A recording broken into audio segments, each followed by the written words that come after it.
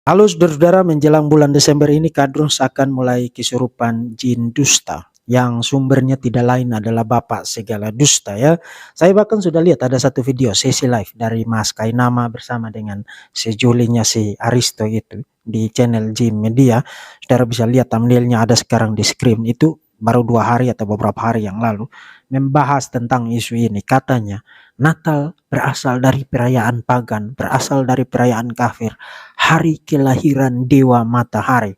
Kemudian saudara cek dan cek, tonton dan tonton.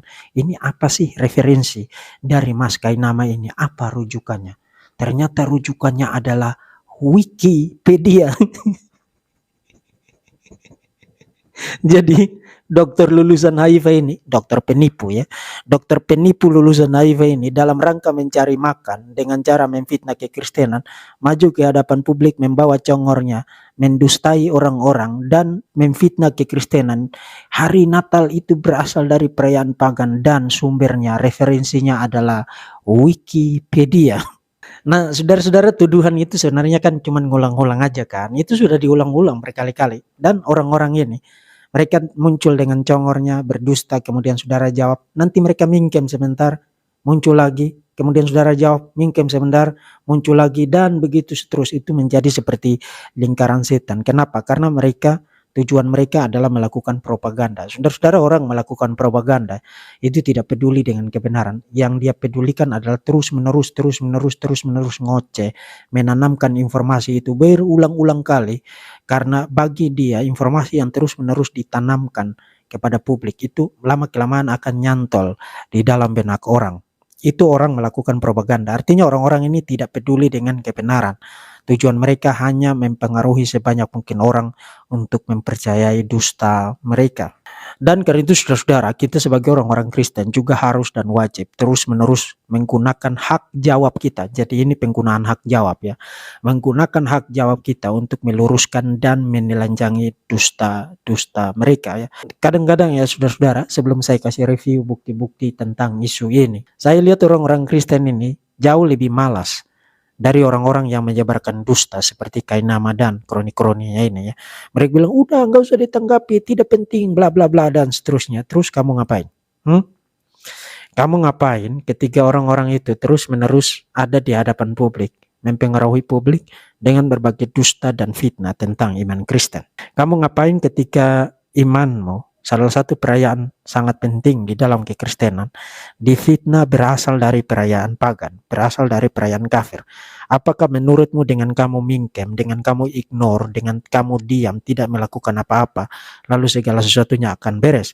Apakah kamu tidak punya cukup kasih, mengasihi orang-orang di luar sana yang tidak punya kemampuan memfilter kebenaran, kemudian otak mereka dicekoki dengan dusta-dusta semacam yang dilakukan oleh Kainama dan kroni-kroninya? Dan tolong ya, tolong, jangan kasih tahu saya yang waras itu ngalah. Kalau yang waras itu ngalah, dunia ini dikuasai oleh orang-orang gila. Nah, kembali kepada tuduhan itu ya, perayaan Natal pada tanggal 25 Desember yang katanya berasal dari perayaan pagan itu, atau perayaan hari lahir Dewa Matahari, Sol Invictus, adalah tuduhan yang tidak berdasar dan akan saya buktikan.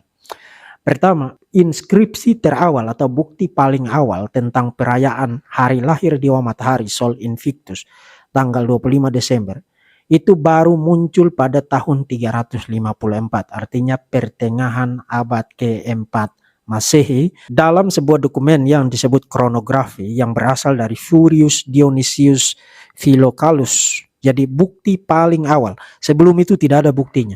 Bukti paling awal tentang perayaan hari lahir Dewa Matahari tanggal 25 Desember itu baru ada pada pertengahan abad ke-4 tahun 354 Masehi. That's it. Tidak ada bukti yang lebih awal.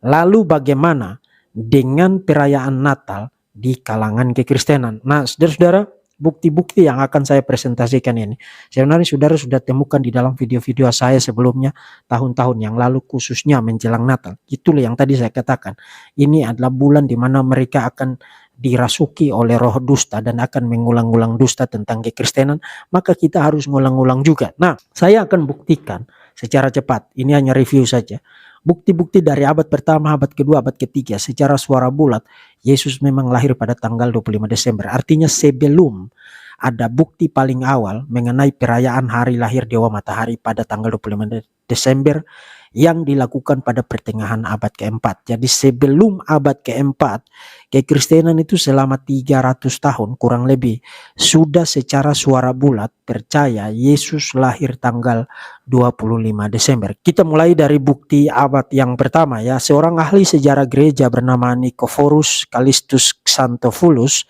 dalam bukunya yang berjudul Ecclesiastical History, itu buku sejarah gereja ya, bicara tentang Evodius, bishop di Antioquia. Nah, Evodius ini menggantikan Rasul Petrus sebagai bishop di sana. Dan menurut tradisi, Evodius adalah salah satu dari 70 orang murid yang diutus memberitakan Injil seperti yang dicatat di dalam Lukas pasal 10 ayat yang pertama. Artinya Evodius ini adalah saksi mata dan orang yang langsung mengenal kehidupan Yesus Kristus. Jadi tidak pakai si A menceritakan kepada si B menceritakan kepada si C dan seterusnya. No, ini orang hidup pada abad pertama. Saksi mata mengenal langsung kehidupan Yesus. Dan Evodius mengatakan Yesus Kristus lahir pada tanggal 25 Desember. Itu bukti abad pertama. Bagaimana dengan abad kedua, abad yang ketiga? Tidak kurang dari 7 bapak gereja, abad kedua dan abad ketiga. Saudara bisa lihat nama-nama dan tahun lahir, tahun mati mereka sekarang di screen.